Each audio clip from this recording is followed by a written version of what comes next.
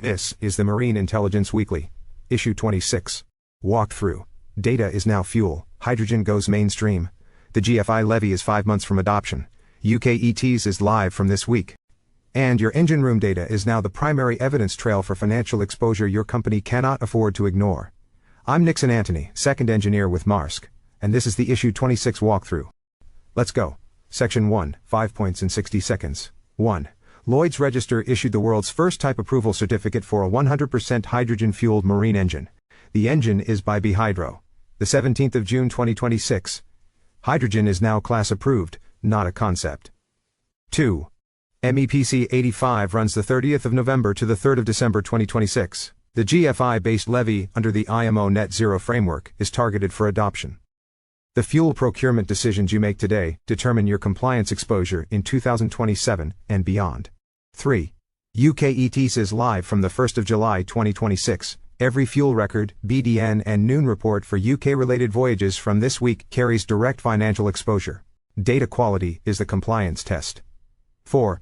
DNV and the Singapore Maritime Foundation's Future of Seafarers 2030 study confirms alternative fuel systems, data-driven maintenance, and cyber resilience are management-level competencies now, not future electives.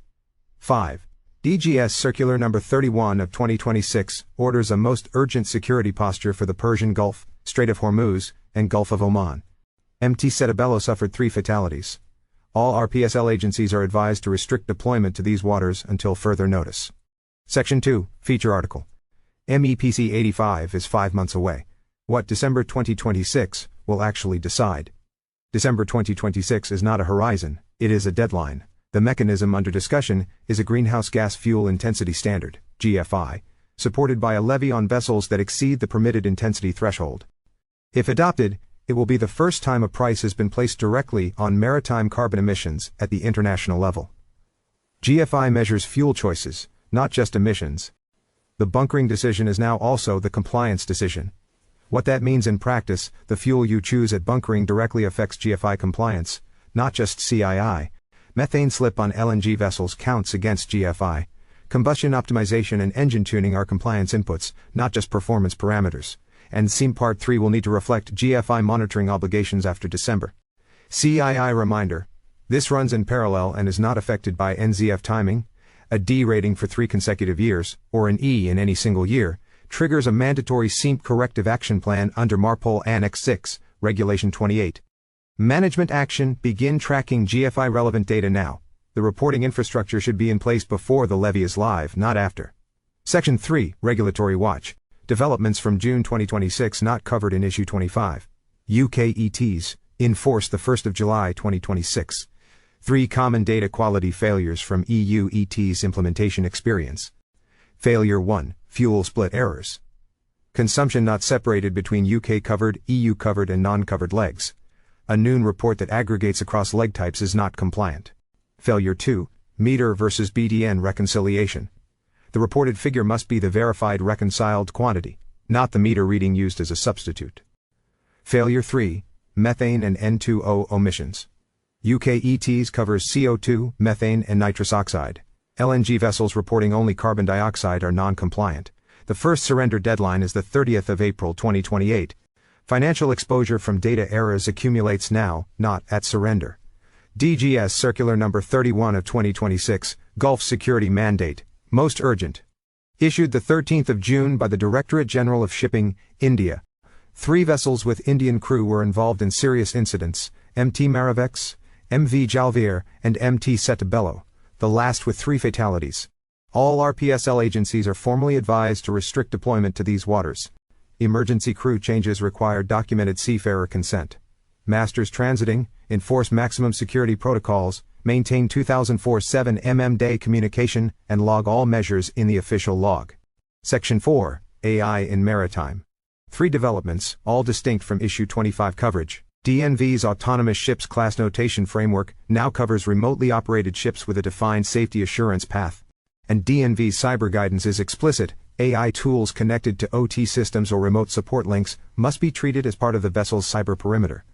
DNV's Steel Load Planner version 2, launched at Poseidonia 2026, is deployed across more than 100 vessels. AI-generated structural assessment in under 5 minutes. The pull quote, the AI generates the plan. The officer takes responsibility for the approval. That boundary does not move. The Future of Seafarers 2030 study forecasts sharp demand for maritime professionals competent in alternative fuels, data analytics, and remote monitoring. For MEO Class 1, Function 1 at management level now includes alternative fuel systems and data to compliance linkages as core examination topics. Section 5, Classification Insights. 4 class developments, all post-issue 25. Class Item 1. LR Type approves the world's first 100% hydrogen marine engine. B Hydro, the 17th of June 2026, hydrogen is no longer experimental. It is class approved. The characteristics that make hydrogen uniquely hazardous: ignition energy of 0.017 millijoules, 20 times lower than methane. Flammability range 4 to 75%, far wider than LNG's 5 to 15. And it causes embrittlement in certain steel alloys under pressure. Material selection is critical. Key safety controls beyond IGF code basics: double wall piping with inert purging, dedicated hydrogen gas detection, and ventilation designed for the full 4 to 75% envelope, not LNG assumptions. Class Item 2. LR and HD Hyundai have launched a joint development project for a 185,000 cbm LNG carrier with hybrid electric propulsion, DC bus architecture, battery thermal runaway procedures, and condition-based maintenance on power electronics are the new chief engineer competencies this vessel demands. Battery thermal runaway is a categorically different emergency from a conventional machinery spacefire. Class Item 3. DNV granted approval in principle for an LPG dual-fuel 1,400 TEU container vessel on the 4th of June 2026. Critical point: LPG is heavier than air, it sinks and pools. Gas detector placement logic is the opposite of LNG arrangements. No methane slip means a GFI advantage over LNG. This may accelerate adoption if the levy is adopted in December. Class Item 4. Lloyd's Register's Digital Disconnect Initiative, launched the 1st of June 2026, targeting the gap between fragmented onboard data and unified ETs, IMO DCs, and ESG compliance platforms. Poor shipboard records no longer just risk a PSC deficiency, they risk a charter party dispute and an ESG audit finding. The data your ship produces today is the evidence base for commercial decisions made ashore tomorrow. Data quality is a leadership responsibility. Section 6, Nixon's Voice. Issue 25 closed with a note on techno stress. This week the thought that stays with me is simpler. The engine room has always been the ship's compliance department. What has changed is that the records we keep are now feeding systems we cannot always see. ETS platforms, digital twin dashboards, shore-based performance centers, and the consequences of poor data quality are no longer limited to a PSC deficiency. They are financial, commercial, and reputational. I am preparing for MEO Class 1. The examiners at Kochi MMD will ask me about CII, SEEMP Part 3, alternative fuels, and cyber risk management. What they are testing is not recall. It is whether a candidate understands that these instruments interact operationally, not in isolation. A vessel running LNG that reports only carbon dioxide under UK ETs is exposing the company to a financial error that compounds over 2 reporting years before the first surrender date. That kind of systems thinking, connecting regulation to operational practice to commercial consequence, is what the next generation of maritime leaders will need. The engine room is no longer measured only by uptime. It is measured by the quality of its data. That shift has already begun. Section 7. Your top 5 actions for the week of the 24th of June 2026. Red Urgent Verify fuel metering calibration and data integrity before the 1st of July. Separate UK, EU, and non-covered legs in noon reports. Confirm methane and N2O streams are active for LNG and dual-fuel vessels. Red Urgent confirms SEEMP Part 3 and monitoring plan are UK ETS compliant. Check with your superintendent if amendment is required before the 1st of July. Orange High, enforce DGS Circular 31 security posture if transiting Gulf, Hormuz or Oman waters. 24/7 MMD communication active. All security measures logged in the official log. Orange High, begin tracking GFI relevant data now. Fuel type, well-to-wake intensity, methane slip for LNG. MEPC 85 in December may trigger SEEMP Part 3 amendment. Orange High, check your CII rating trajectory. D for 3 consecutive years or E in any year triggers mandatory corrective action under MARPOL Annex 6 Regulation 28. Identify interventions now, not at year-end.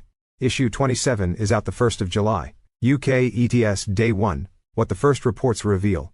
That's Issue 26, Marine Intelligence Weekly, Intelligence, Analysis, Application. Read the full issue at marineintelligenceweekly.com. Subscribe on LinkedIn. And if this was useful, share it with one person on your ship who needs to know this. See you in issue 27.